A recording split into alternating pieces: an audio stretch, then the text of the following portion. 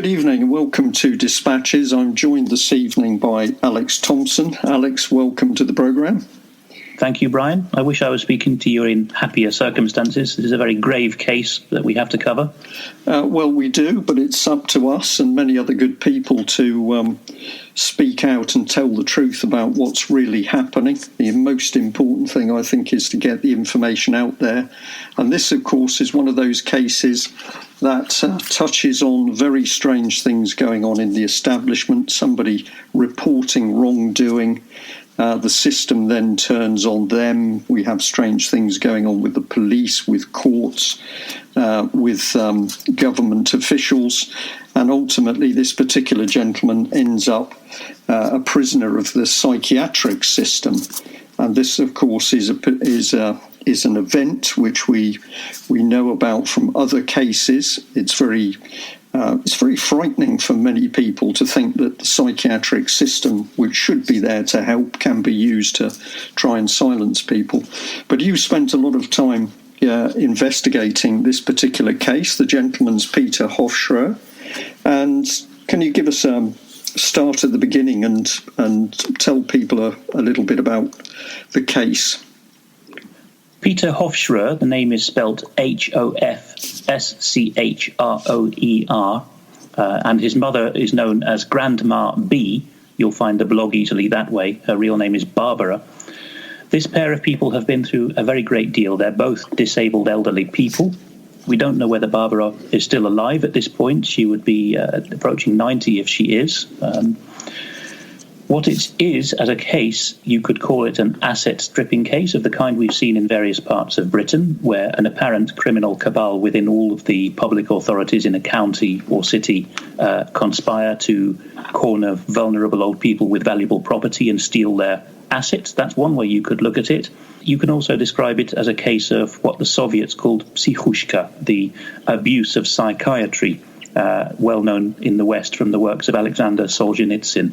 Now, I shouldn't let it affect me, I suppose, but it has been poignant in calling up Peter, confined apparently for life to the ward that he's been sectioned on, the forensic psychiatry department in Graz, GRAZ in Austria. It's been very poignant to me to be talking for once to really someone of the same bent as me, a kind of cogitative intellectual man, a historian who speaks several languages, a noted historian of the Napoleonic period with a library of 5,000 books, and to speak to someone who seems less damaged at this point than any of the others we've spoken to in prominent UK column casework who've got this far into the black hole.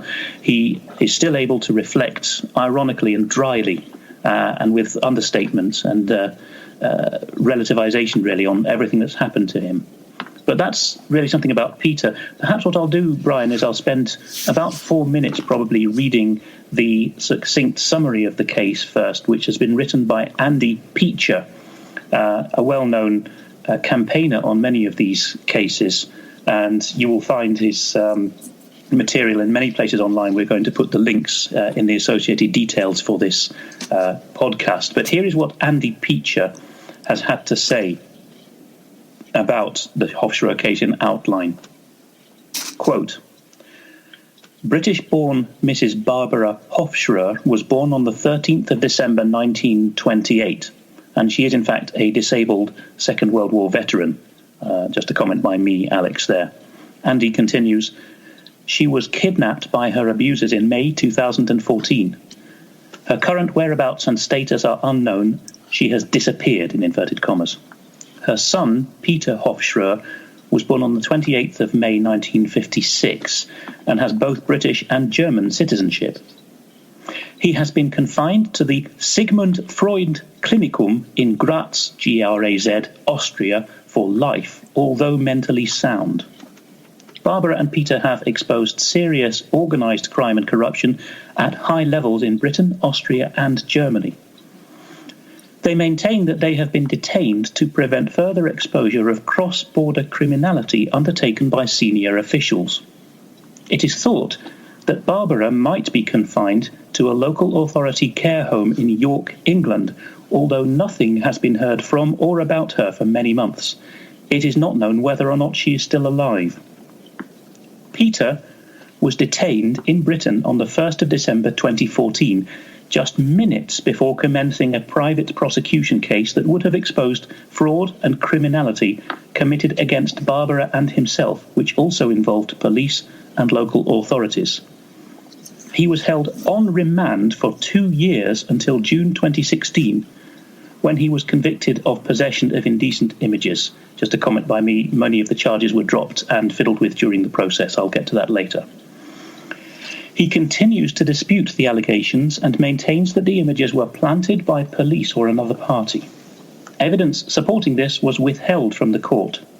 Peter and his supporters also maintain that he has not had a fair trial, with Article 6 of the European Convention on Human Rights being seriously violated.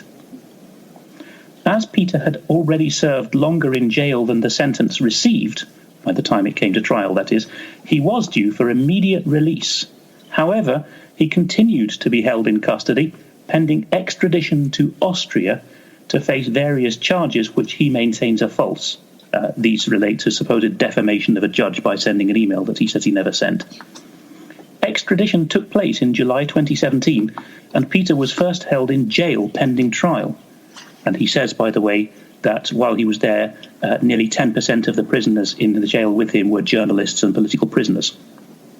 However, most of the charges were dropped, and in November 2017, he was transferred to a psychiatric institute for life without ever having been examined by a psychiatrist in Austria. The only psychiatrist who's ever examined Peter, by the way, has been a British psychiatrist, Dr. Gethins, who told the British court that there was no mental health problem with him at all.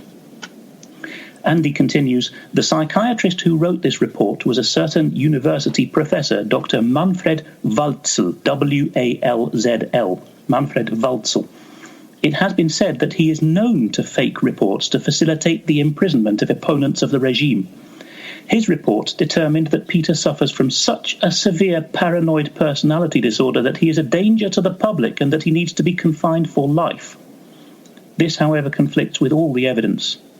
A psychiatrist in England examined Peter in person and determined that he is of sound mind. That's Dr. Gethins I just mentioned. Furthermore, suitably qualified friends and professionals confirmed that he has no mental health issues. And Brian, I've just spoken to him on the phone. There's no mental health issues there, that's for sure. He's a top-flight intellectual of very sound mind. Peter maintains that all these allegations of crime and mental incapacity have been fabricated in order to A, prevent his exposure of official corruption in Britain, Austria and Germany, B, discredit him and the evidence of this corruption he and others have already published in the public domain, that's mainly on the Grandma B blog, and C, to allow corrupt officials working in cooperation with certain Hofschroer family members to defraud Barbara and Peter of all their assets in Britain and Austria. And that is a point about this case, Brian. There's asset stripping and house stealing going on simultaneously in 2 EU member states. Lord Kenneth McGuinness, many people will remember him as the Ulster Unionist prominent politician. Lord McGuinness, member of the British House of Lords, working with a professional investigator, produced sufficient evidence for what should have been a successful prosecution of offences committed by police and social workers involved in the actions to defraud Barbara of her house in England. In May 2012, in Parliament, in fact it was in response to the Queen's Speech debate, he called for a thorough investigation into the Hofschroer case. This, however, did not take place, and shortly afterwards North Yorkshire police entered Barbara's house and claimed to have found incriminating evidence against Peter in the house. This summary is nearly done, but I will drop in the relevant things here. What's relevant about this is that within 5,000 books of a collection, police supposedly found the dirt they were looking for within 20 minutes. And when challenged about it, they went back into the house and found supposedly a pile of 46 videos that they had missed in the first search of 5,000 books during 20 minutes, which had netted them a piece of paper. During this time, Peter and Barbara were in exile in Austria, and the Austrian authorities then claimed that Peter lacked mental capacity, that is, to continue the case, because he was starting a case against the Austrians, even though they had never met him and commenced proceedings to have him confined to a psychiatric institute for the rest of his life. Peter and Barbara were then forced to seek refuge in Germany, where they were granted persecuted persons status. However, in May 2014, German police and others violently kidnapped Barbara and allowed her persecutors to take her to England. We'll get onto the manner of that kidnap later, Brian. Both Barbara and Peter are frail and disabled. Physical violence was used against them. Since then, Barbara has been held against her will. She was known at one time to be held in a Yorkshire care home run by the local authorities. She is said to have been denied critical medication, her glasses, and more. She suffered a life-changing injury due to what is believed to be willful neglect and has been stripped of all her assets. Barbara was and still is being held incommunicado, and it is not certain whether or not she is still alive. The English courts, in particular the infamous secret court, the Court of Protection, that's the court set up in recent years to look after the assets, supposedly, of mentally incapacitated old people, has acted in collusion with her persecutors. Peter's appeal against his confinement to a psychiatric prison was denied. The courts refused to consider evidence or hear witnesses supporting his case. Meanwhile, the Austrian state prosecutor, Staatsanwalt, has dropped 2.5 of the 3 charges against Peter. These are the charges that brought him to Austria in the first place. The outstanding matter is so petty that it does not warrant imprisonment. Peter maintains that he and his mother have been subjected to persecution and imprisonment due to their anti-corruption activism and their exposure of serious organised crime committed by officials in several member states of the European Union. His case appears to be far from unique. In fact, when you call Peter, he'll say that there's tens of thousands of people like his mother. And he asserts that he has knowledge of reports concerning a large number of people being held in Austrian mental institutions like himself due to their opposition to the regime, i.e. political prisoners. Final paragraph of Andy's summary says, "The level of corruption in the Hofschroer case has deterred lawyers from giving Barbara and Peter proper advice and support. Neither of them has had effective legal representation, and their case has not had effective media exposure, despite the efforts of Lord McGuinness." The case is mentioned several times in Hansard for 2012, and others.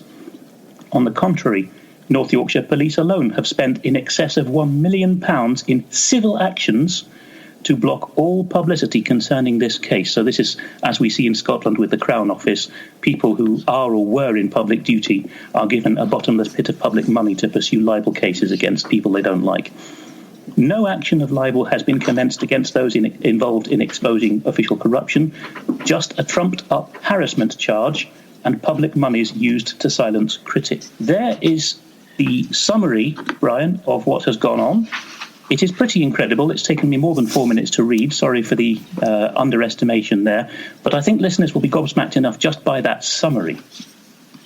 It is. Thank you very much for that summary, Alex, because with many of these cases, people who come forward, it isn't that they don't have evidence. The problem that we have consistently encountered is that they have too much evidence. They have hundreds or thousands of documents which demonstrate the reality of their case. But it's how you take that information and get it into a form that can be put across to other people simply. And I think you've done a marvellous job of that, so thank you very much.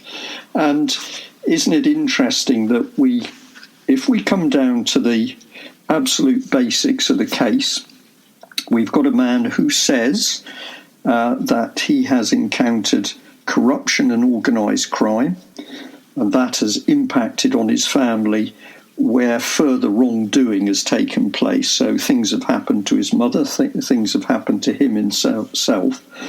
And you gave 3 points there of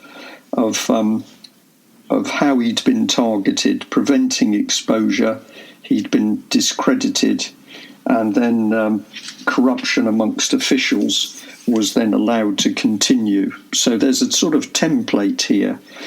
And the bits that you also mentioned, which I pick up on straight away, is that you say, well, the use of the psychiatric system for these criminal purposes is what we used to see in the Soviet Union. This was the Gulag, and you mentioned Solzhenitsyn. Well, we're not in the Soviet Union. We are in Western Europe, or we're in UK, and yet we're seeing a system of psychiatric abuse which is amazingly similar to the Soviet system. Perhaps we could come on to that a bit later. But this man has essentially had property stolen. Would you say that that's the key part? He's been targeted for the property he owns. That seems to have been why Peter Hofschroer was targeted in the first place.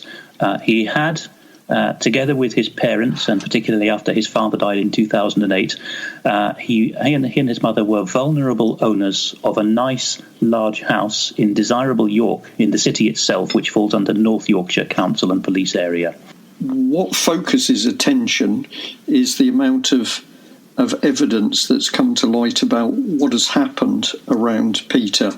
So can we focus on some of the detail of what's actually taken place and try and join together?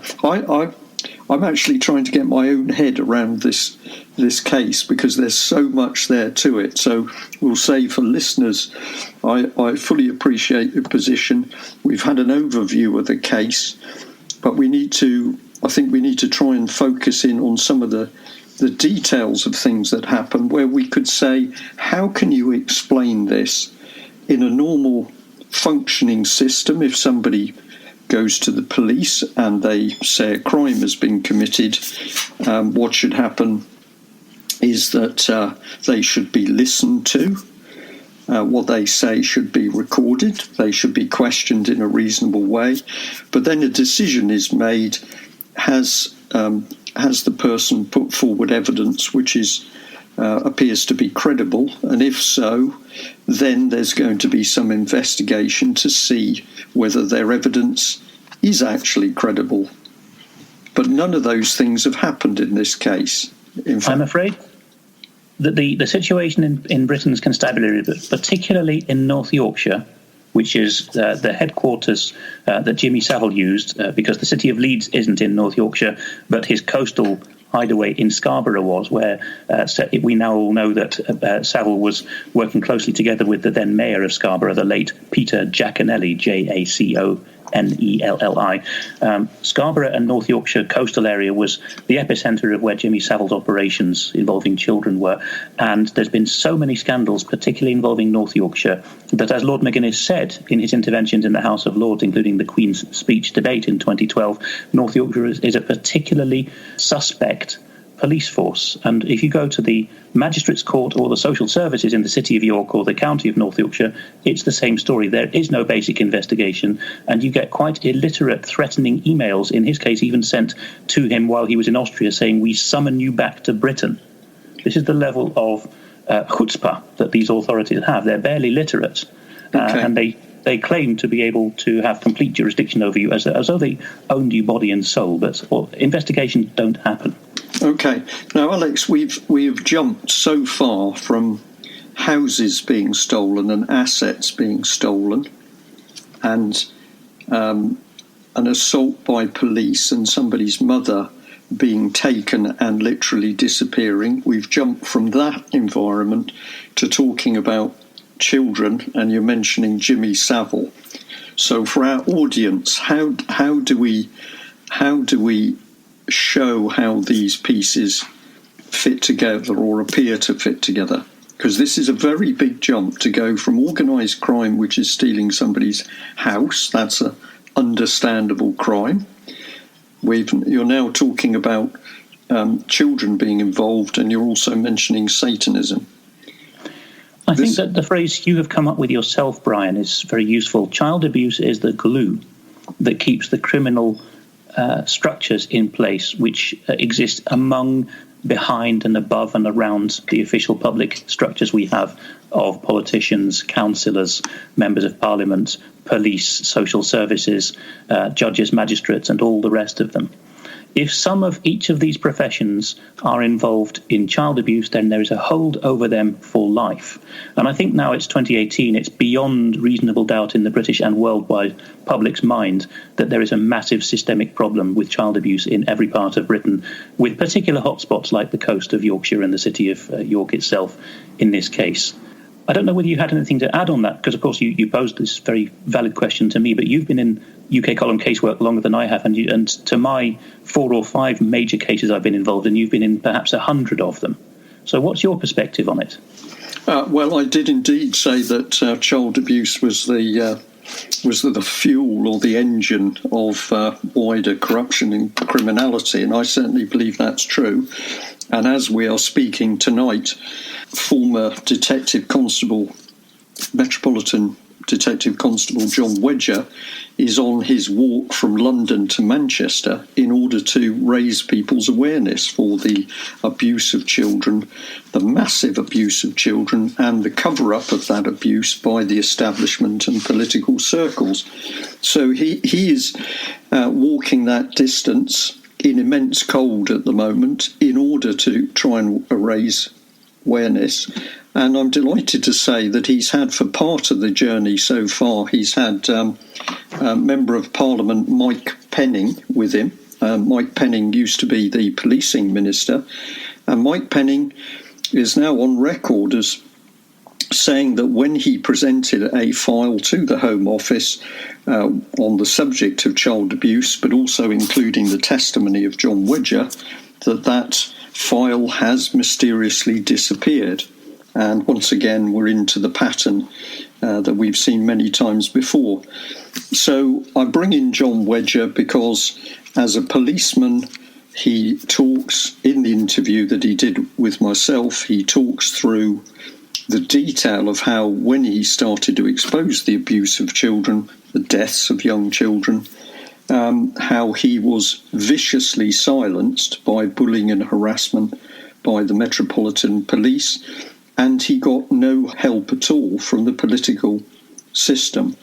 So to me, the evidence is overwhelming that we have a political system and an establishment which is involved in the abuse of children and covers it up. And once we can see that at the heart of that system, which has got to be Westminster, it's reasonable to say that because it is there, it will exist at a lower level. That's a good way of putting it, Brian. And you've mentioned one of the good MPs who are doing that job. Now, the solution to corrupt MPs is not revolution, it is good MPs. And we have to say every political party and independent MPs, such few as we have shown themselves worthy and committed to this. One thinks of Sarah Champion in Rochdale, John Mann, Geoffrey Dickinson, the late Conservative MP who did so much in the 1980s when there was a brief window of opportunity to lift the lid on this, and all the dossiers that he brought to the police attention went missing and the Home Office can't find the archives of them. In Plaid Cymru, in the Welsh Nationalist Party, you have Beth Ann Jenkins, still active as an Assembly member in Cardiff on this issue. And the most egregious of all is the probably assassinated Willie McRae of the Scottish National Party, who never made it to his cottage in Wester Ross in 1985. And this was just after he had started talking as a war hero of some reputation when the SNP was gaining in popularity about the Scottish and British-wide issue of child abuse, including at Westminster. So it's not just a bunch of nutters talking about this, Brian. We don't like to pull rank often, but you're a retired Royal Navy officer. I was a GCHQ officer for 8 years. We believe, and we see the evidence brought forward by Mr. Hofschroer in his limited circumstances in his clinic and his supporters. And we have to say we believe the word and documentation of Mr. Hofschroer and others of his ilk against the insistence of all of the institutional weight that police and social services can bring, because Mr. Hofschroer, and this is a key authenticity hallmark, has consistently in blog posts and other public appearances, letters, freedom of information requests, always given right of reply to those whom he's accusing of wrongdoing, whether involvement in the theft or the fraud or a child abuse or Satanism. And they have always replied with silence and sometimes with publicly funded lawsuits to shut up investigators who are backing him up. And that, to me, is a great sign of guilt. And we've reached a tipping point now where the respectable and alert people in the nation are on the side of Mr. Hofschroer and you and I, and not on the side of the powers that be in this matter. That's absolutely correct. While you were talking through there, I was thinking about the Hampstead case. That was what came into my mind, where we have a mother and her partner who go to the authorities talking about what was happening to their children. We have testimony from those children, both on video and audio. And I will add that not only did I meet the mother and her partner, but I was also able to speak to the young boy in a telephone conversation. I wasn't able to speak to the to the little girl because she'd already been taken by social services. But what the parents said to me, and certainly what the child said to me, made great sense. The minimum I would have expected is for a proper investigation by the police. But of course, in the Hampstead case, it is clear that there was no proper investigation from the police. And then there was a recorded interview of the two youngsters, which was incompetent, is about the best I could put it, because this was certainly not a carefully recorded interview with two young children talking about horrific things. This was it was almost amateur. It was so casual. It was so it lacked professionalism, and other policemen have said this. But what then transpires, that the mother and her partners are the one who are then effectively hounded. They are the ones who the courts focus on. Medical evidence is ignored. The whole case is shut down, and any members of the public who are prepared to speak out on it are hounded. And we're left today with Sabine McNeill, for example, one of the people who's been particularly outspoken on the Hampstead case. She's had to appear in court again. She is at fault for speaking out. So on one hand, you're talking about the silence of the establishment. What we also see goes with this silence is very often a vicious attack against those who make accusations. If there was no crime, why does this need to happen? Why can't there be a proper investigation? Why can't there be a fully documented rebuttal to the accusations in the first place? Well, a point of commonality between the Hofschroer case and the Doherty case in the northeast of Scotland, which went over to Ireland as well, is this failure to investigate. And it takes a similar form in both cases. A good social worker and police constable is put on the case in both instances and is then taken off again within 24 hours by a colleague who's a slightly senior officer who seems to put the fear of God into the original not bent social worker or copper who was assigned to the case. Well, that is very true. And I have to say that, again, with the Hampstead case, when good police officers took the correct action, we know that quite senior police officers were threatened at some stage overnight. Between being informed and the next morning, they had been threatened. In one case, the man was, quote, a gibbering wreck when he spoke to a colleague at 7:30 in the morning. We don't know what was said to him. We don't know what was done. What we do know is that one policeman was prepared to say, when I spoke to my colleague the next morning, he was a gibbering wreck. And it was quite clear that no correct action was going to be taken. Just a slight sidebar here on how that threatening even extends into the political and military realm. We don't want to get too far off the Hofschroer case, but just to confirm what you've said, UK column sources have reported to us that flag officers, so very senior rank retired military men of the General, Admiral, Air Commodore level who've spoken out in some aspect of the European Union's military unification agenda, have had similar threats, and the leaders of political parties within the last few years. And when you're at that level of respectability and stage of life, the threat seems to take the form of something will happen to your granddaughter at college. So there seems to be no end to the threats that will be issued to people no matter high up. This is very true. And, of course, this was exactly, although he's not a senior officer, but, of course, John Wedger has said that this sort of threat was made to him within the police force. And yes, I've also heard from very good people that this is the technique used against very senior individuals.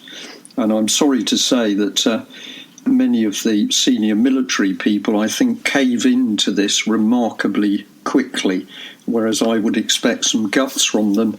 I see people quickly withdrawing into the safety of their establishment world. Now, it's time to get back into the detail of the Hofschroer case. We didn't want to hammer it incessantly through the whole podcast because it's a lot for people to take in. But now we've put it in context, we need to zoom in again to poor Peter in the current frame, we're speaking at the end of February 2018. Before I read a chronology that Peter himself gave by phone to Andy Peacher, which people can listen to on the Freedom Talk Radio Network channel on mixcloud.com.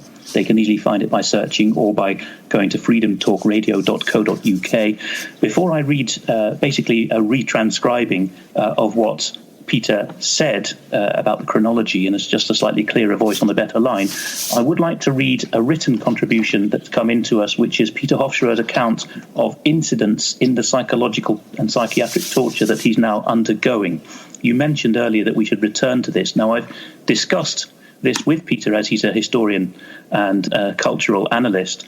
This point of the network he now finds himself victimized by. I said, do you think that with Austria's particular status in Central Europe through the years that this is something that the Soviets implanted after the Second World War in Austria? And he said that he thought long and hard about it and reckoned that it predated communism and the Soviet Union. The abuse of psychiatry in Austria is something, he says, that goes right back to the eponymous founder of psychiatry, after whom the clinic he's incarcerated in is named, Sigmund Freud. From that time onwards, there has been this angle, and more recent years have seen members of the Freud family accused of that very child abuse we were talking about earlier.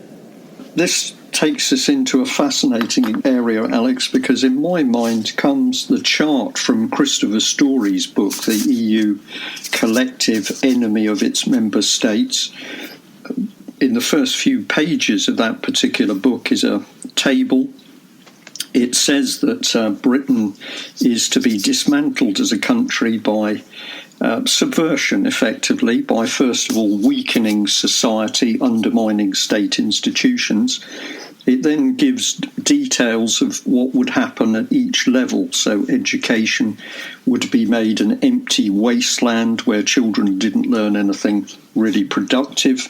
And what would that mean? That they were vulnerable and the state could claim them. Marriages would be broken down. Eventually, it's talking about trouble on the streets and major breakdown in the country. And it ends by saying that when the state then clamps down on this unrest, that the United Kingdom will have been normalised. And what Christopher Story explains in the book is that normalisation means that the country will be under a new and very draconian political system. Now, the information in the table was acknowledged to a gentleman called Thomas Schumann, which is a cover name for a ex-Soviet KGB man. And when I read that book and I paid attention to that table, because my mind said to me what was set forth on the paper was happening in the country, I then thought how interesting that a former KGB man should be warning the West of what was going to take place. And in the beginning, I assumed that he was breaking ranks with the Soviet system, which had unleashed this particular form of attack. And it was later when I began to realise that we were seeing this subversion drilled into every level of our society, that I started to realise that this was something far deeper than a particular political system, i.e., this was not something that had simply come out of the Soviet Union. It had been used in the Soviet Union, but it was something that was much older, darker, and more dangerous.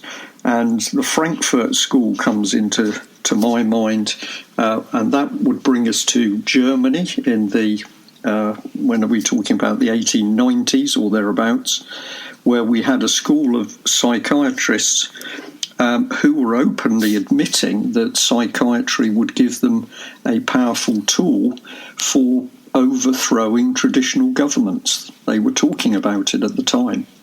They were, and the same group of philosophers and psychologists had an evil twin, as well as getting psychiatry, which is the dirty hands-on bit of psychology involved. They also had the cultural arm, the Frankfurter Schule, which went off to Columbia in New York.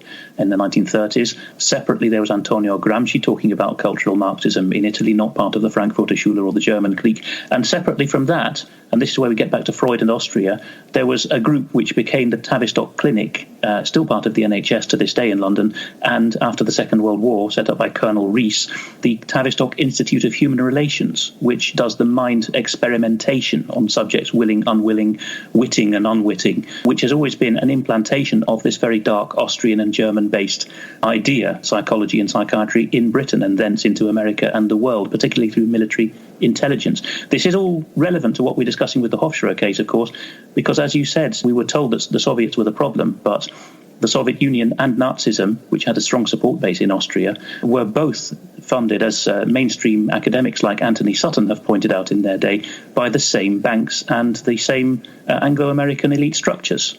So, yes, the abuse of psychology and psychiatry is something that transcends nationality and political ideologies. It is really what Christopher Story in his later years was calling a global revolutionary Trotskyite model, which really glides in and out of totalitarian regimes and seems to have gone east to west from the Soviet Union to Nazi Germany and now the Anglo-American model. But with that said, here is a brief cry for help, although written in a very dry tone, I have to say, by Peter Hofschroer.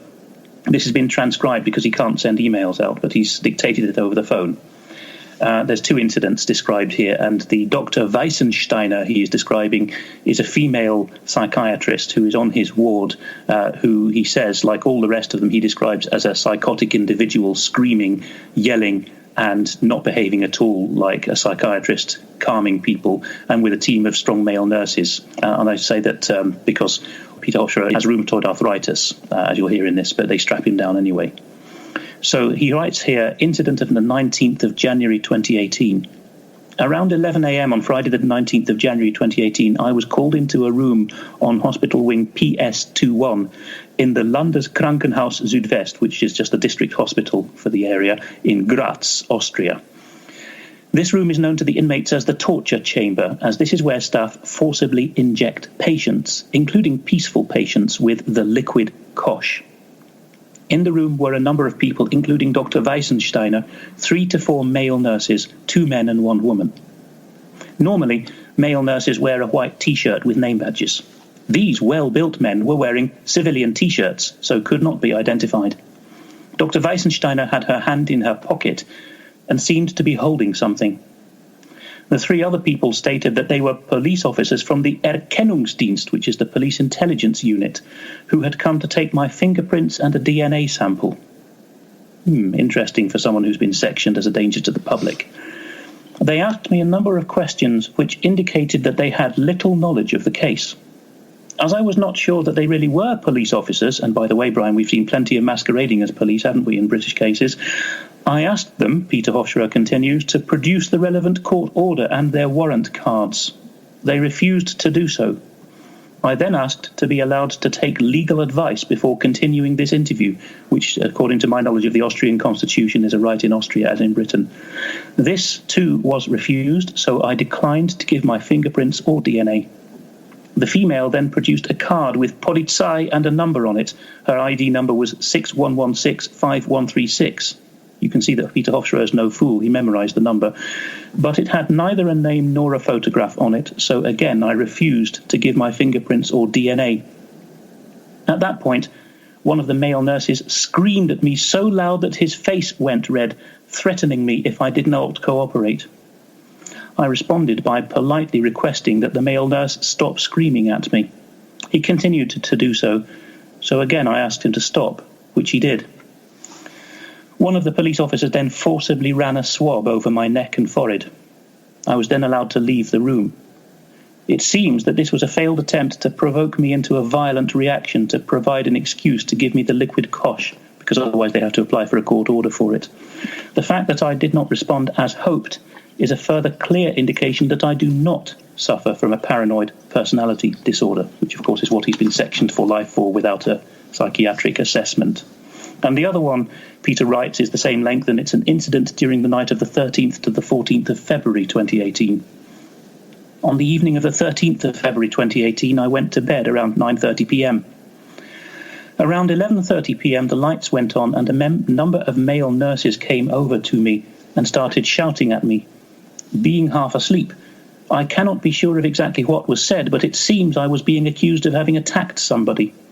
I denied this politely and asked to be left alone.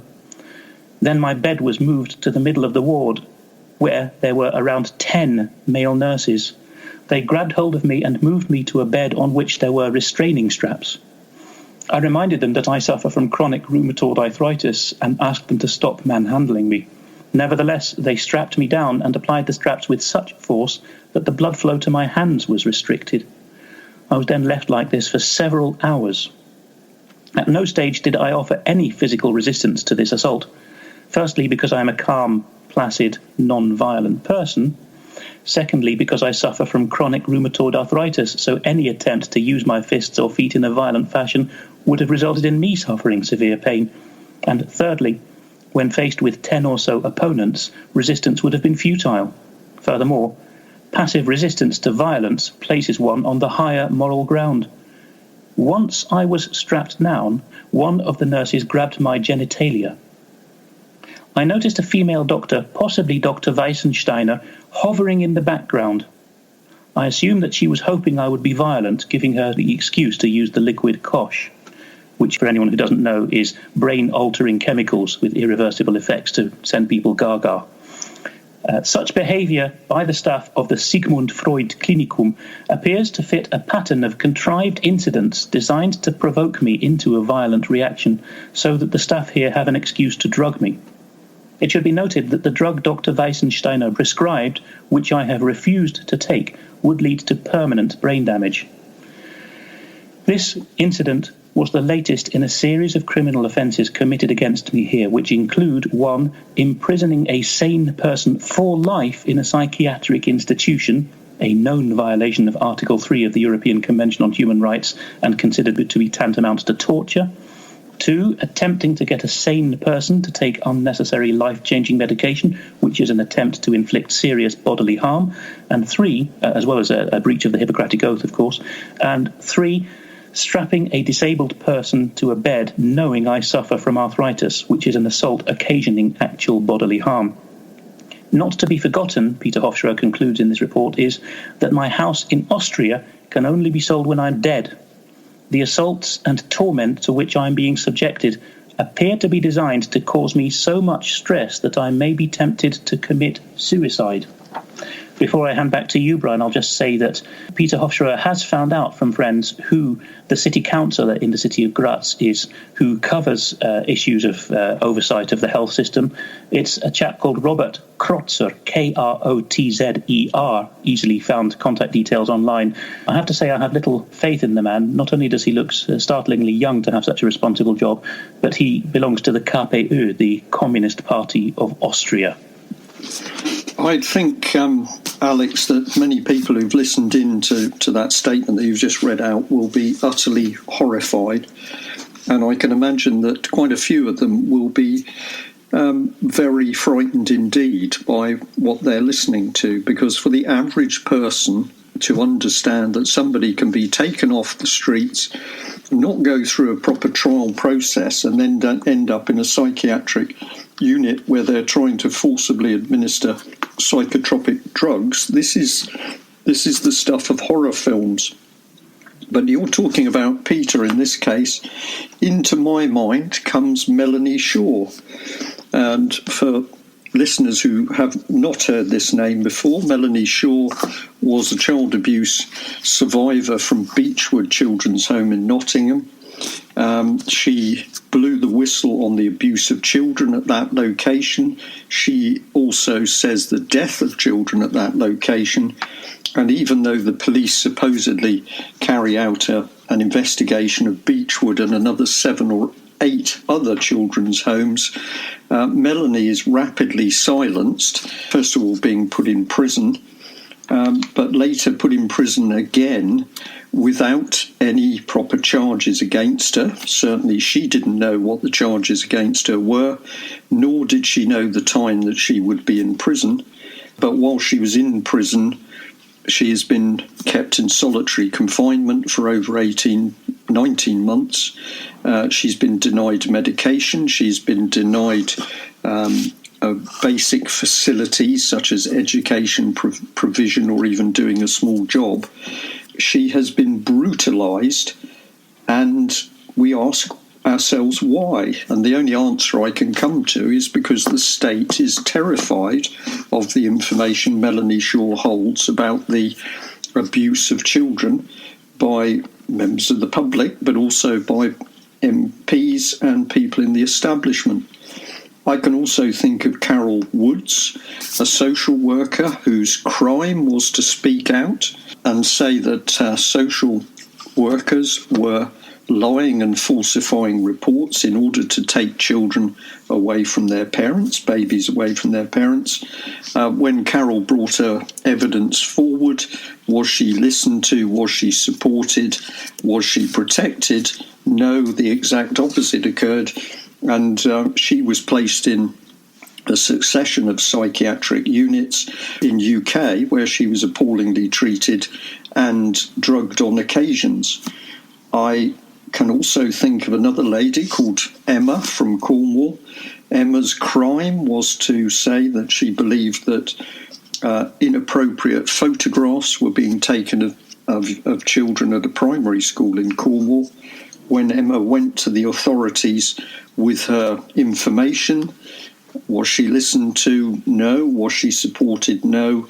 What happened to her? She was eventually accused of what was she accused of? She was accused of nothing, really, apart from causing trouble. But she was then sectioned, taken to a psychiatric facility in Cornwall, and we still hold the audio recording of Emma speaking from that facility where she is crying and saying they want to forcibly medicate me. You're right, this Emma. I've just spoke to someone and they're trying to say that all the professionals think I need medication, so I think they're going to try and get me to take it. It's my will. Is there any way that I can have any solutions to help this in the future? So I am sitting here, I'm recalling these cases from my own memory, but all of them were reinforced by evidence at the time. What we can see is this practice of psychiatric abuse is being used. It is used in UK, it's being used in Europe, but what we are seeing in Peter Hofschroer's case, again, is that this system can be brought into use across national borders. So this is not something which just resides within the UK. In some ways, there's the ability to link people in Britain and Austria. And if I remember another case, which was a French lady called Corinne Gouget, where Corinne was desperately worried that her two daughters were suffering abuse.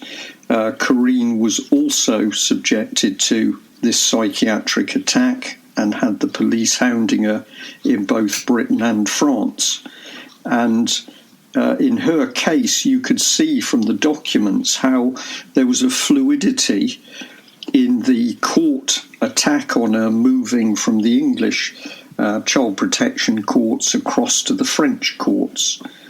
And at the time, we began to see that the common theme was always children and child abuse. This seemed to produce the ultimate linkage as to how this type of brutalising behaviour was able to move between national borders.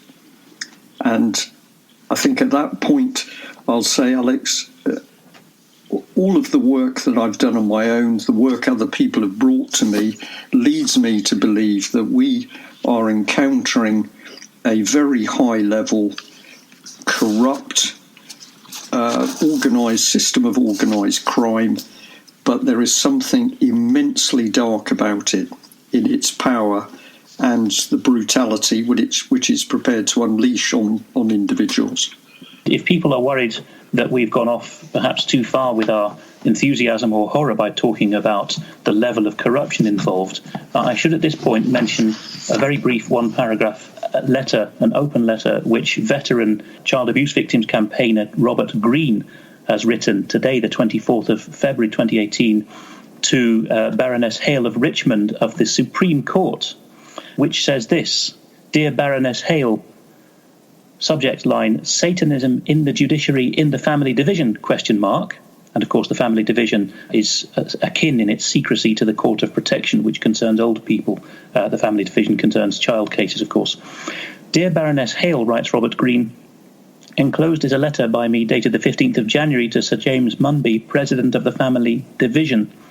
Disappointingly, Sir James has failed to respond to this important matter of concern, and he was asking Sir James Munby, could you confirm that there are members of the judiciary and the family division who may hold Satanist beliefs while serving in the court? There was no response. So Robert Green says, disappointingly, Sir James has failed to respond, so I would like to appeal to you to urge him to provide an answer without undue delay, which is, can judges rule on the lives of children, or indeed old people, as in the Hofschroer case, while being Satanists? As, Robert Green adds, as the matter presents the possibility of obvious risks to vulnerable people whilst this issue is not being addressed. Due to the widespread and entirely justified concerns about the operation of the family division in general, and in the Hofschroer case it's the Court of Protection, I have decided to make this an open letter. I await your acknowledgement and trust that as head of the Supreme Court I can rely on your cooperation in the interests of justice, decency and humanity. So writes Robert Green. I suspect he'll get silence or a fob off again. Well, that's a very powerful letter, Alex, and I'm trying to think the things that our audience might be thinking at the moment, and I'm quite sure some people will be saying, well, this is just too incredible. And if there are people out there at the moment who are saying, for us to suggest that the seat of this very, very criminal power in UK and overseas in Europe, in other countries, comes back to the power of Satanist bodies, we have to remember that it is our own government in the United Kingdom which approved Satanism for use on board British warships. So the British government, in collusion with the Ministry of Defence, has not only fully recognised Satanism. We don't have to say, does it exist? I'm going to say it must exist, because the British government and the Ministry of Defence not only say it exists, but they think that this is an acceptable practice for use on board warships. And I can say in more or less the same breath, it's remarkable that since this has been introduced, we know that the incidence of very unpleasant bullying and assaults and threats going on board warships is increasing, and I have good reason to believe it's also going on now in other areas of the military. So remarkable that we would have a government that would not say, well, we're not too sure about what this practice means, but a government that would want to promote it. And today I was also informed that there's a job advert for a pagan minister to work in Dartmoor Prison. And I believe that the salary is about £29,000 for an 18-and-a-half-hour week, which seems to me a particularly lucrative job. But I'd like to know what this pagan minister is going to do. I'm also going to say, because I can perhaps detect some of the response from the audience, yes, but that's a pagan. And I will then say, well, he or she might be. But of course, we know that the key attributes of Satanism, or of Satanism, is to infiltrate and use other organisations. So if people are fearful of what a secret society like the Masonic Society is capable of doing, when we move to the Satanic Society, then anything and everything is possible. It's possible to be a Christian minister on the surface but be a Satanist underneath. It's possible to run a Christian church as a Christian church on the surface, but underneath it's run as a satanic system. So we are starting to get on some very, very dark areas. And of course, where people have done excellent research in the past, in order to get some of this truth up to the surface, it's invariably the case that they've started to be subjected to harassment and threats themselves. And I've got just on my bookshelf by the side of me a book called Blasphemous Rumours by a gentleman called Andrew Boyd. And he is saying, is satanic ritual abuse fact or fantasy? An investigation. His conclusion is that it's real, but also he was one of the several researchers who encountered very vicious threats and bullying the moment they attempted to touch on this subject. If there's nothing to hide, why would that be? And who would be less likely, Brian, to start talking about having been victimised by Satanists and child abusers than an apparently secular, balanced, non-religiously committed, non-fantasizing historian of some repute, who until this tragedy befell him 10 years ago had been peacefully writing books about the Napoleonic Wars, with no element of conspiracy theory in his writing at all. It seems to me that he is the least likely person to have made any of this up. And if you listen to him speaking in his own voice by going to mixcloud.com and finding Andy Peacher, we will provide the link, Andy Peacher talking to Peter, you will hear he's the most down-to-earth, unspooked out Englishman you could ever hope to hear. Yes. And this is really what we should be paying attention to.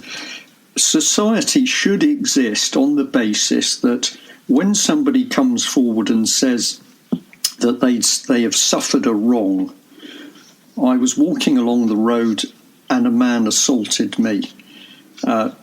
You may be the only person who was present, but society should take your word initially, and it should then investigate, and it should consider whether your word against the word of another individual is the truth. But clearly this is no longer happening, because when people come forward to say what happened to them, they are shut down without that proper investigation. This is what makes John Wedger's case so powerful, that he recounts in great detail every time he tried to warn about what was happening with children, the abuse, the grooming, the drug-taking, the prostitution, and ultimately the little girl being found dead in the gutter. There was no proper response from his police colleagues. In fact, it was worse than they wouldn't listen to him. He was threatened to shut up. And there can only be one reason for this, that individuals in the Metropolitan Police and colleagues within Westminster, local authorities, charities, have an interest in covering up anybody who is pointing a finger at what is happening to children. With that in mind, Brian, I shall read out my chronology, which I've boiled down from Peter's own words in his call to Andy Peacher. And this is basically in telegram style, the events. And do just interrupt me at any point if anything occurs to you, but I think we'll more or less leave the listeners with this chronology. We've done all this build-up, and now people can get a sense of what's happening at what stage in the case over the last decade. Before you do that, Alex, we'll just remind our listeners that these are, of course, the allegations that are made by Peter himself. So here we are, 2008. Peter, who partly grew up in Germany for years and has dual citizenship, and who at this stage lives in Austria in 2008, rushes back to York to find 87-year-old father ill with a heart condition and both parents being neglected. September 2008, North Yorkshire police make their first attempt to arrest Peter. Social services make the officer investigating the matter disappear from the case. January 2009, father dies of his second bout of bronchitis. Through 2009, Peter and his mother Barbara adapt a house to keep Barbara safe in, having been chased out of the parental home, which was otherwise going to have been Peter's by power of attorney. Autumn 2009, York Social Services refused to safeguard Peter and Barbara. 2010, Peter and Barbara realise they're stuck in Austria and find that no British solicitors are willing to assist them. That's lawyers for our overseas listeners. The Member of Parliament is not interested. Social Services are at this point, 2010, ordered to reinvestigate by 2 independent bodies and ignore the matter. 2011-2012, the Ulster Unionist Lord Ken McGuinness begins raising the case in the House of Lords.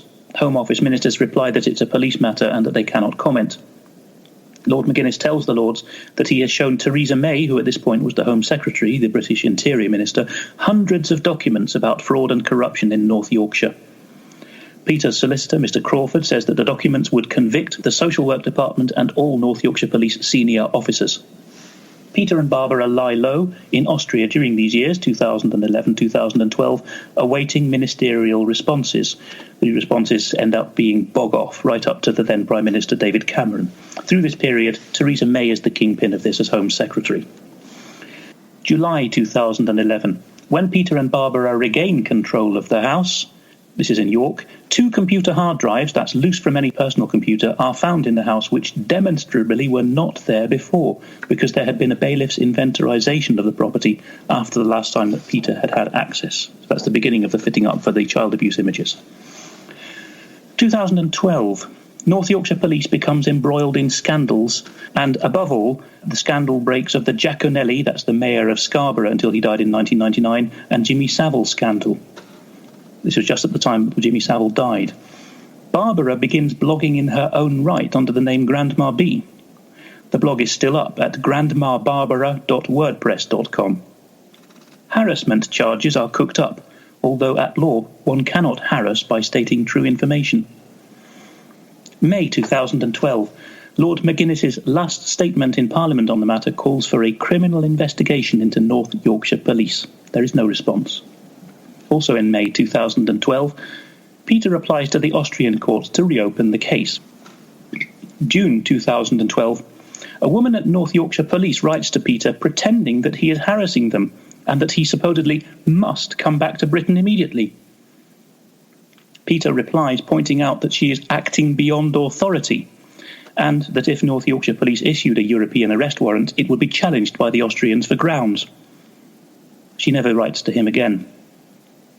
July 2012, the same Austrian judge as before issues his pronouncement. There will be no reopening of the case because Peter supposedly lacks mental capacity.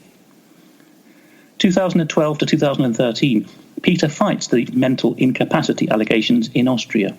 No Austrian mental health professional has ever examined him, and still hasn't as of 2018. Austrian courts tell Peter in September 2013 that he is going to be sectioned, confined because of his mental supposed condition. Peter wonders what will happen to his mother then. He says that there is obvious Yorkshire and Austria collusion. So, in September 2013, Peter and Barbara flee to Gütersloh, which is near Paderborn, in Westphalia, northwestern Germany, to lie low. It so happens that the town of Gütersloh is also the site of the one remaining base of the British Army of the Rhine. The German local council at Gütersloh agrees that North Yorkshire Police and the Austrian judiciary are persecuting Peter and Barbara and award them official German persecuted person status. Kriminalhauptkommissar Andreas Vogel of the Nordrhein-Westfalen Police agrees to Peter that he will help him and his mother lie low, and says if an arrest warrant is issued from Britain, we will ignore it, or Austria. January 2014, North Yorkshire Police issue an Interpol request for Barbara, who has supposedly been kidnapped. Westphalia Police know that this is nonsense. February 2014, the second such Interpol request is sent out and ignored. May 2014, the third such Interpol request is sent out, and this time Peter and Barbara are raided without warning while still in bed one morning. Vogel, and he later admitted that this was under pressure, organises the raid, because it's his patch, together with his colleague Kriminalhauptkommissar Wilfried Wittkemper. Orders for this can only have come from, or have been cleared by, the Nordrhein-Westfalen State Interior Minister and ultimately from the Chancellor of Germany, Mrs. Merkel. This is because it must have been coordinated on the British side from Cameron in Peter's judgment, so it would need peer-to-peer clearance. Fogel told a friend, when this got back to Peter, that I know what North Yorkshire police are like, but my hands were tied. On the morning of the raid in May 2014, 10 men in civilian clothes with no ID, led by a German-speaking man, beat up Peter and Barbara, smash their video camera, handcuff Peter, and then pepper spray him in his face, emptying the rest of the canister on Barbara. Barbara is taken back to Britain and never heard from again. Neighbours later tell Peter that there were, besides the 10 who raided in their flat, another 10 British men involved, and they say these were military police, not special forces, they said.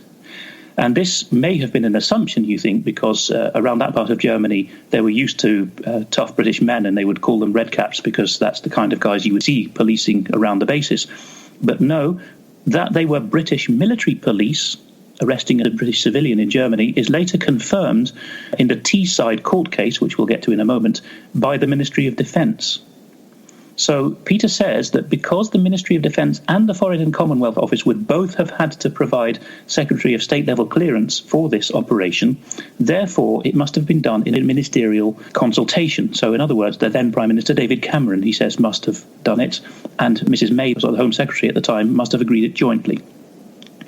Neighbours also spotted women in the arresting party, whom these neighbours identified as North Yorkshire Police and Social Services. Peter is held for only 4 hours this day and released without charge. So it was just to kidnap Mrs Hofschroer that this happened. Peter has no further reason after this to stay in Germany and goes to stay with a friend, I believe this was in Austria, while trying to get his mother returned to his care. At this point, he contacts the Court of Protection, which was set up in the Blair government to look after old people's interests. When he says, "My name is Mr Hofschroer," they slam the phone down on him.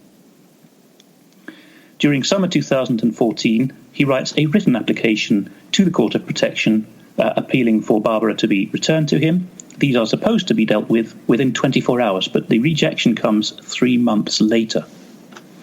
Late 2014, Peter is advised, probably correctly at this point, that a private prosecution is the only or best hope in these circumstances. So he contacts York Magistrates Court, and they claim that Peter can only file it in person in York. Peter knows that returning to Britain is most likely going to be a trap, but it is his only chance of rescuing his elderly mother. So he does it. And then in December 2014, and this was witnessed by Andy Peacher, Peter walks through the court doorway in York and is arrested minutes before filing his private prosecution on a technicality. Peter is then held on remand, mostly down in London at Magistrates Prison Wandsworth, far from Yorkshire, for 2 years. This case should have come to trial within 6 months in English legal practice. And this 2-year period is necessary because he's being stitched up for supposed possession of child pornography. The 2 computer towers, these were additional to his own computers, on which the supposed images were found, were not listed by the bailiffs in an inventory made after the last time Peter was in the house. And he does note that the number of images supposedly found was 6,969, in other words, 6969, a possible reference to the year in which the Church of Satan was founded in America, which has become a general reference to Satanism and or an obscene sexual reference. Peter says at this point, quote, "Police had access to my personal computers in York since 2010. That's 5 years before. I note, by the way, this is Alex talking, that the same trick was played on Chris Spivey, who supported Peter Hofschroer. Chris Spivey had this trick played on him by Essex police, an hour and a half's search of his computer and not being allowed in the room, and then supposedly an indecent image being found on it. And this was in the same time frame.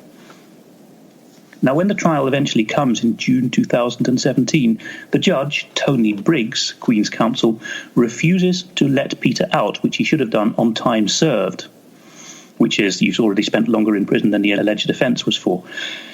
He refuses to admit defence evidence for Peter Hofschroer, and Peter's defence solicitor is uncooperative. Listeners should know that any lawyer is an officer of the court and has a duty to the court that they won't tell you about if you're in a defence situation, but they do.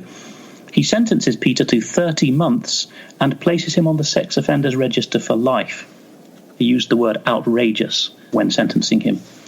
By this time, the time of the trial, June 2017, the original charge on which he was arrested in 2014 at the Austrian's request, which was writing a threatening email to a judge, has already been dropped. The remaining charges relate to items supposedly found among his 5,000 books within 20 minutes of a search. When this is challenged as hard to believe, North Yorkshire police go back into his house and then supposedly find a pile of 46 videos that they missed the first time. The photos charge was also dropped in the interim, and so the only charge on which he was sentenced in 2017 was for these supposed videos. Peter has never been given a list of the contents of the videos he supposedly had in his possession. The number of videos mentioned, and also the serial numbers of the charge sheets and other police documents, seem to be random and different every time. Peter mentions it was 6, then 8, then 15, then 46, then 12. And the trial itself is moved from York up to Teesside, which is a couple of hours' drive further north, at the last minute to keep his supporters out of the public gallery on the day. Next month, July 17, Austria still has an arrest warrant out for Peter, so he's out on bail at this point. And Austria has an arrest warrant out for him so that he can be sectioned mentally. And finally, Peter is extradited. And this happens after disinformation that was put out by some of his supposed supporters. These false allegations thrown into the mix were that Peter had skipped bail, and some insinuated that Peter had been responsible while on bail for a sexual assault on a child nearby. Now, the Austrians issued an European arrest warrant, and this related to defamation of a judge, because in the Austrian model that's the equivalent stitch up to in Britain what you get with harassment, to deal with people who you don't like. And he says, when I was transferred to Graz jail and was held on remand there, this is still July 2017, he says there were 500 inmates there, 40 of whom were journalists or other political prisoners, nearly 10%. And then he mentions at this point that he'd previously, for the only time in his life, had a mental health professional assessment by a Dr. Gethins. And this was to answer an English court's request. And she writes, on completion of a screening questionnaire, he quotes from this document that he still has with him, Dr. Gethins writes, on completion of a screening questionnaire, he did not score above 3 on any item, suggesting that he does not have a personality disorder. And her concluding sentence is, on the basis of the evidence before me, I can find no evidence to suggest that Mr. Hofschroer is suffering from a mental illness. I am of the opinion that there is no current role for mental health services in the onward management of the case. That is the chronology, Brian. I don't know what you make of that. It's really too bizarre for words. It seems bizarre. It will certainly seem bizarre to some people. But for me, as you move through it, and as this gentleman has produced this information, I see that there are certain attributes with other cases that comes into my mind. I'm sorry, I'm shuffling some papers here while I'm talking to you, so there's a little bit of background noise. The French lady, Corinne Gouget, who I've already mentioned, there was a child protection case around her, but also she had been doing exceptionally good work exposing aspartame. But she saw that cases moved flexibly between the UK and France, with documents being changed, with very strange things happening. We've got the Interpol request being put out, and the case that came into my head then was for Leanne Smith, the mother who went on the run with her children and then tragically murdered the 2 children in Spain. But they were being hunted as a result of actions by social services in Cumbria, principally in Cumbria. And Leanne describes what was happening to them after the Interpol became involved was like being hunted. You've mentioned that Merkel should know, and you certainly mentioned that Theresa May, as Home Secretary, would know what was going on, possibly even David Cameron. I say it would appear to be the case that they must know, but we could also say, is it actually the case that the people running the country at the very top, the Prime Minister, are simply puppets, and these decisions are made around them and they are totally unaware? I could accept both standpoints. I can accept complicit, and I can accept that they don't know anything. They are just ignorant. You said about Barbara being taken back to Britain and never heard from again. Another case comes into my mind, and this is the Linda Lewis case, the Bonnie Lewis case in South Wales, where a mother takes her daughter to Florida to get a medical opinion, and her daughter is taken from the American hospital at gunpoint with Neath Port Talbot Social Services and the American police, and the little girl is flown back to Britain on a false passport and is then held in a psychiatric unit and told that her pain was her imagination. And since the mother had proved by going to that American hospital that the little girl had multiple ulceration of her gut, Zollinger's disease, she was in intense pain, but the local social services took her to a psychiatric unit where they said she was imagining it. And I'm fascinated that the Red Caps appear to have been involved in this because, of course, the military police do have a role to investigate child protection issues. That's part of their military policing job. And I can say the military police did attempt to help in the Corinne Gouget case, but it's also true to say that some of them were very careful to say there was only so much they could do. And it was said in a way that I believe they were trying to say that they couldn't do some things because pressure was being put on them.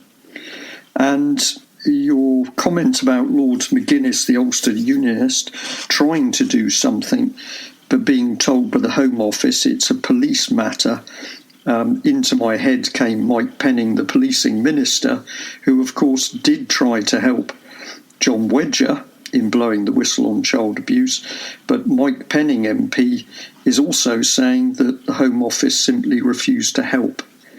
So, with the advantage of our experience of many other cases coming forward, we have seen people being taken out of the country, we've seen them being put in psychiatric units or imprisoned, and there is a pattern here, there's a template.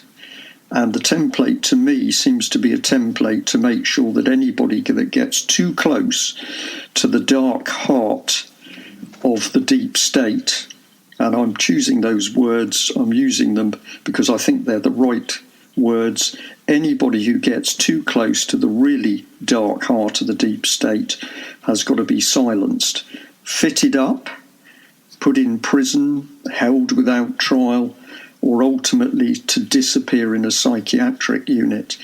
And I believe that in the Melanie Shaw case, and of course alongside Melanie's whistleblowing on the abuse and death of children in so-called care, Melanie was herself a survivor of SRA, of satanic ritual abuse.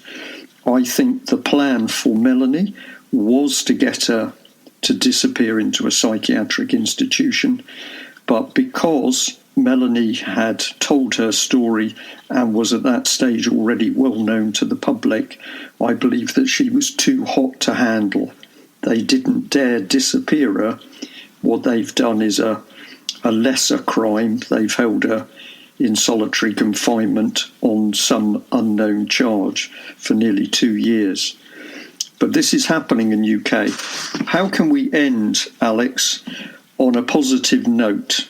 I have a positive note for you, Brian, which came in just an hour or two ago, today, the 26th of February 2018, from a lady doing sterling work for Peter Hofschroer from the other side of the world in British Columbia, Canada. She's originally from the Scarborough area or nearby, so she saw this happening firsthand growing up and was warned in veiled terms not to get too close to certain people as a child. So that's why she's motivated to help. Anyway, this fine lady says this to me today, and I have a good word to put in here for my former colleagues in the Foreign and Commonwealth Office here. Well done. She writes, Alex, I heard from someone by email today. They said that they had contacted the British Embassy in Vienna and asked them to do a welfare check on Peter Hofschroer. I think that this is the place that Andy Peacher already contacted. This is after making the phone calls to Peter in the ward. And they, that's the Foreign Office, are sending Peter a letter for him to sign to authorise their contact with his lawyer. Peter said that first they contacted Dr. Meyer, M-A-I-E-R, who is the treating doctor, the head of the Sigmund Freud Klinikum there, so effectively the man responsible for the care. And Peter says that the attitude in the ward has changed radically since then, and that Dr. Meyer now looks very nervous. And I think that would be true of Dr. Weissensteiner, the underling, as well, because she has already breached medical ethics and the law and constitution of Austria by screaming at Peter, "I will not contact your general practitioner or family doctor for you on your request." So that family doctor, by design, does not even know that the perfectly sane Peter Hofschroer, whom he's treated for 20 years for physical ailments, is locked up in a psychushka setting. Treating doctor, Dr. Meyer, it is at the express request of Peter Hofschroer yesterday that I'm giving it. Email him, be polite and lawful, at Manfred, MANFRED, .Meyer, MAIER, at Kages, KAGES for Sierra, .AT for Austria. Ask politely and professionally why Dr. Meyer is treating a man who has been detained under mental regulations for life without any psychiatric assessment, and why Peter's own Austrian family doctor does not know that he has been confined. Dr. Meyer may be doing a bit more sweating if a few more of us address this correctly. There's plenty we can do in this case as well. There is time pressure on it because, God forbid, the application has already gone into the court, I believe it is, to inject Peter forcibly with brain-destroying chemicals to stop him from speaking more about what's going on. One idiot has already taunted the doctors by sending them links to the interviews which Peter has given by phone, which are up at Andy Peach's site. A spectacularly bad and childish idea. We need adult, professional responses, particularly from people in the medical or other responsible professions, to contact Dr. Meyer, and also to get on to the consular services, the good people of the Foreign and Commonwealth Office in Vienna, about this. It's possible that Peter could be sent as a dual citizen of Britain or Germany to a medical equivalent treating facility in Britain or in Germany. Of course, they should, if they're not bent, take one look at him on arrival and say, "You're not. There's nothing wrong with you. You don't have the psychological or personality disorders that you're said to have." As Peter says, "I'm only mad in Austria." So this may be difficult to accomplish, but it is what Peter wants to happen. And all his European Convention on Human Rights entitlements, totally separate from the EU this is, the ECHR rights, the rights to a fair trial and representation, have been breached. Alex, thank you very much for that. I will just add that the more measured, the more polite, the more reasonable people are when they make calls or they send emails, the more powerful they are, because the state as it stands is well geared up to deal with people who are rude, aggressive or threatening or vexatious, as it likes to call them. But for people who remain quiet, polite, reasonable in asking questions in particular, that is the powerful way to do it. And I will also add that, of course, Robert Greene, who was also facing accusations that he was mentally ill at one stage. It appeared in Scotland that there was a concerted effort to see whether they could section him. The psychiatrist in that particular occasion deemed him perfectly sane, of course, but nevertheless that attempt was made. But one of the things that Robert says as a means of lifting spirits in these very dark subjects is to lift the stones. If you lift the stones to expose what is going on, the other side is terrified of what you're doing. And this is absolutely correct. So if you're beginning to get concerned as to what we're talking about, if you're going to take some form of action, it's the simple exposing of what the other side is doing that has enormous effect. Do not say anything stupid, rude or aggressive. Peter's life depends on it, but it also depends on numbers to tell Dr. Manfred Meyer that the world knows what's going on. Alex, thank you very much. Well, that was an extremely long dispatches tonight. We must end there, I think. Thank you very much for taking us through that great detail of the case. There is, of course, a lot more that we know about which we can't talk about at the moment, but we hope at least we've given people an insight in some very dangerous things which are taking place in UK and Europe. Can it be stopped? Yes. How can it be stopped? By enough people simply saying, we see it and we're not having it. So think about that. Think of what you can do. Think about what you would wish if you were in the same position. And that's probably the best guidance we can give you to tackle this. Alex, thank you very much. We'll leave it there. Good night. I will also give listeners the email address of the man who originally wrote the diagnosis last summer that put Peter in mental sectioning for life without ever having seen him. That is Dr. Manfred Walzl, Walzl. His email address for polite professional communication asking him why he did this is walzl@aon for November .at for Austria. walzl@aon.at. Ask Dr. Walzl, at Peter's request, why he sectioned Peter for life without ever having seen him.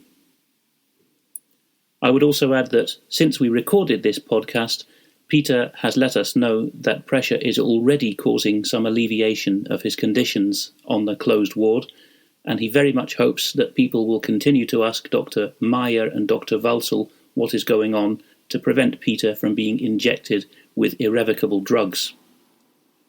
Finally, if anyone has further details about the case or related or corroborating information, whether from Britain, Germany, Austria or elsewhere, they are very welcome indeed, including on behalf of Peter, to contact the UK column.